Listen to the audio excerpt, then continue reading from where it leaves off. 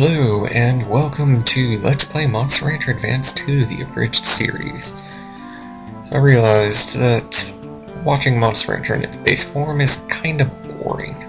About 7 episodes late, but hey, I'm a slow learner. Whatever. So we're starting with story time here. And Gavin is giving us the use of one of his monsters, the Golem Strong, to use as a coach. And as you can see, it has a considerable power, defense, and life advantage over Masamaro.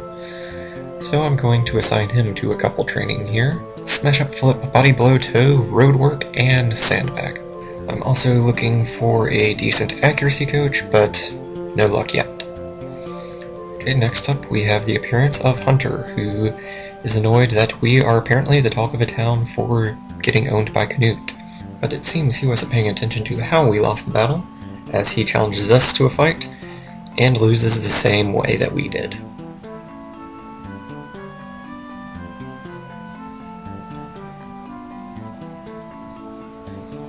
So he runs off with his tail between his legs, but not before promising to see us in the official D tournament.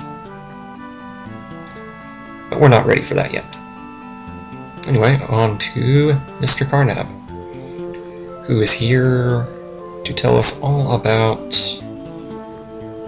expeditions, which Holly wants none of. I don't particularly want to go on expeditions either, at least not to our first available location, Tapota, not really worth going there. So onward to training, starting with just the tackle here, as I need to get my defense up a little bit. And mixing in some heavy drills now that Culex is a year old. So a little bit more able to handle the heavy drills. But still mixing in the light drills, just depending on what his fatigue level is, and what tournaments are coming up. And after a little bit of defense training, moving on to Smash Up, to get some more power while also finishing up on defense. Lots of Smash Up, ending with a power of 310. I still don't have a good accuracy coach, so my efforts to raise accuracy will be through shooting here, ending with a final accuracy of 201. And then just a little bit of road work to get a little bit more life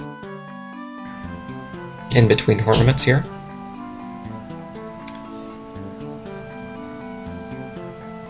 I have no idea why running around a lot lowers your speed, but there you go. Get up to 142 life. And battle time, starting with the Goldor Cup. Our first opponent here is the Mogi Keith, who gets in a couple early hits, but due to a couple of failed counters, we pull off a victory. Next up, we have the Momo Rainy, who again gets in a couple of early hits with Tail Whip, but we fail to do anything for most of the match and end up losing. And finally against the Lezion Carl, who gets in a couple of hits early on with Lezzy Horn, we spend most of the match not doing much at all.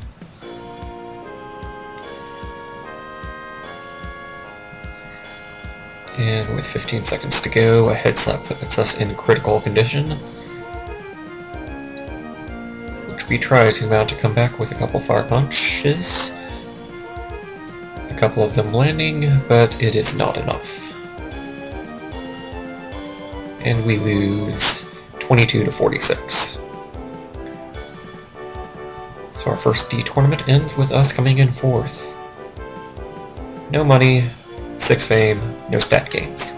Next up, the Wave Crest Open, which most of the training happened in between the Goldor and Wave Crest, so we are now considerably more prepared. And the Wave Crest here is actually a tribe tournament, meaning we will only fight whatever monster we're using, and lands.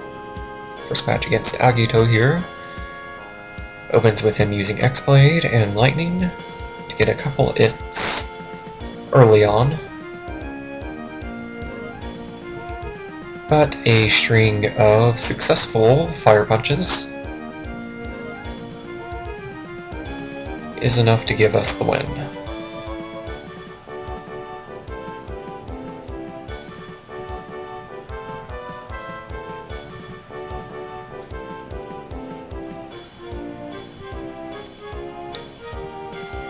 Next up, we have Shatter, who again opens with an X-Blade.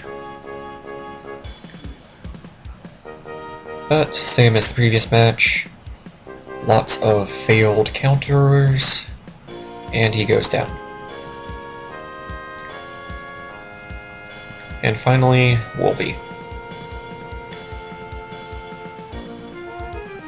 Again, opening with an X-Blade. But we managed to take advantage of his confusion, and also more failed counters.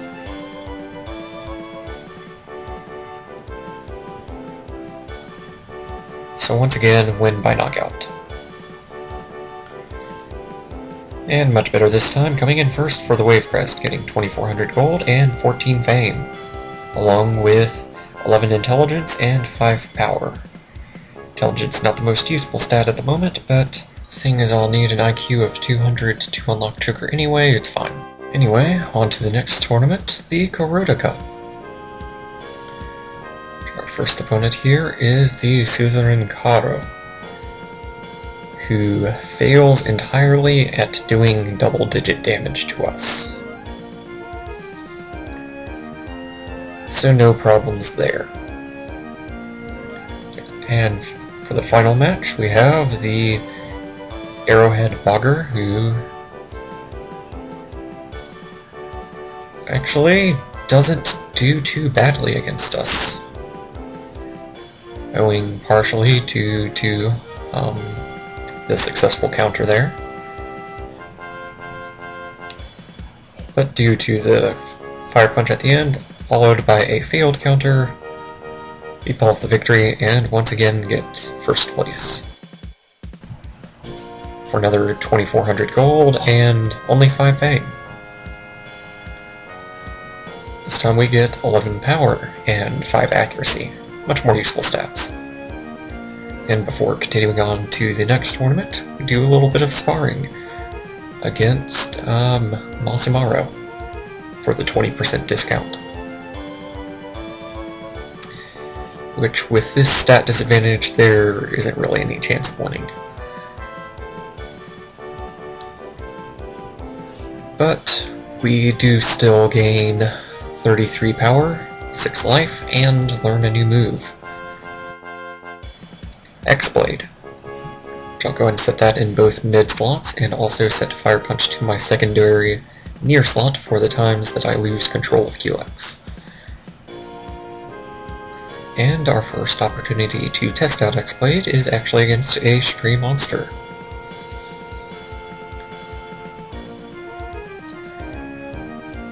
Who attacks us while we're tired, the Momo Ares.